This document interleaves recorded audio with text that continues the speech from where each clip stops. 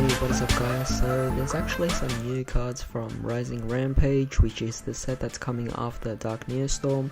It's also a core set, so it's definitely going to be very exciting here, but as we can see, there is a new XYZ monster for Revolver here, so it's definitely going to be really awesome.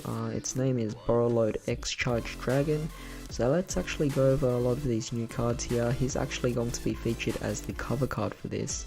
So very surprising actually, because in Savage Strike, Borrel Savage Dragon was already featured. So seeing it featured here as well, it's definitely quite nice to see that Rockets are continuing to get support. Now the first of the cards is a level 3 light Cyberse effect monster called Rescue Interlacer, attack 1000, defense 1200.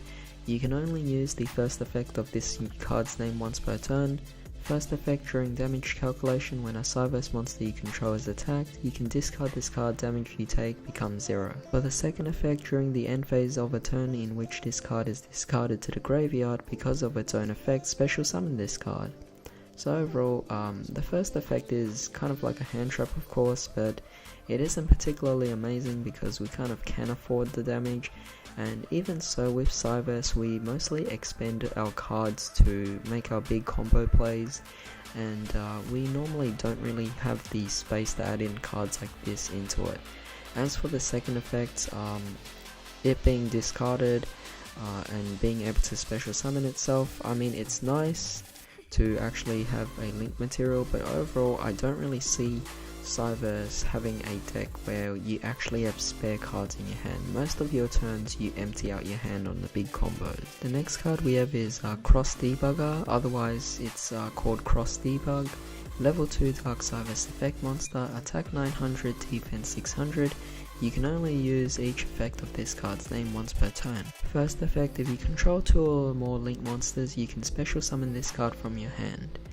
Not bad. It's kind of difficult to actually like meet the conditions of this if you really think about it, unless you're going for something like Link to Cyber or Link to Voti. But even so, I'm starting to actually contemplate taking that out as an engine. For the second effect, when you and your opponent's link monsters battle during damage calculation, you can banish this card from your graveyard, then target one link monster in your graveyard until the end of your turn. Your battling monster gains attack equal to the target's monster's attack and cannot be destroyed by battle. It's not that bad, but of course most of our cards are mostly used for link summons. I don't really see the second effect of this card actually happening most of the time. This card will most likely be used as a link material.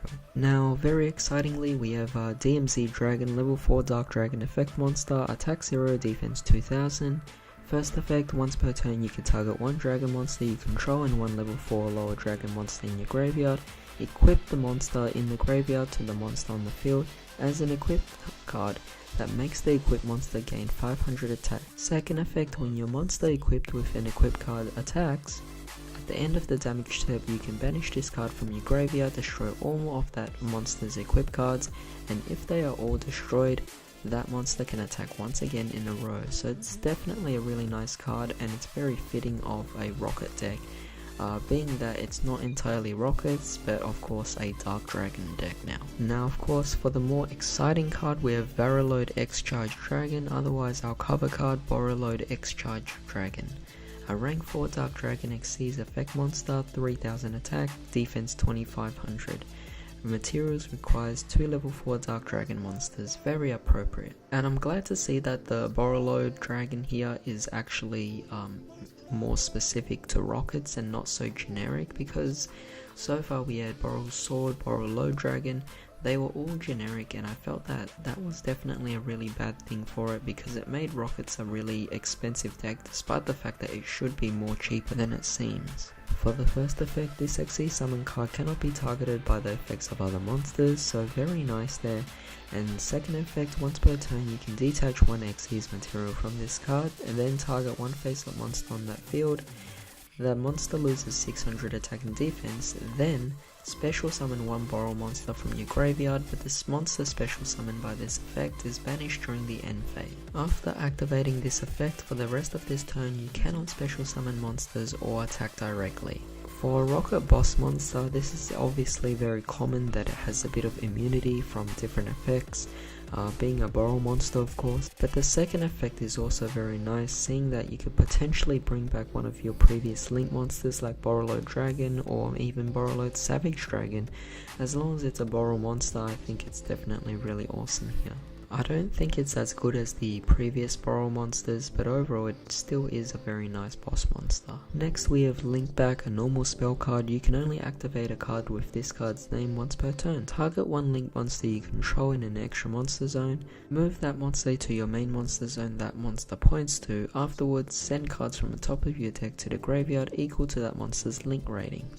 Definitely a really nice card to allow you to actually go into further Link summoning. Now of course it doesn't seem as significant because of course if you have the skills you can easily place all your Link markers or Link summons properly, but with this card it definitely helps in making things a little bit more easier. So seeing that an effect like this actually exists, or a card like this actually exists, I definitely think there's more to these plays than we actually expect here. Next we have Grid Rod. Equipped spell card can only be equipped to a Cyberse monster you control.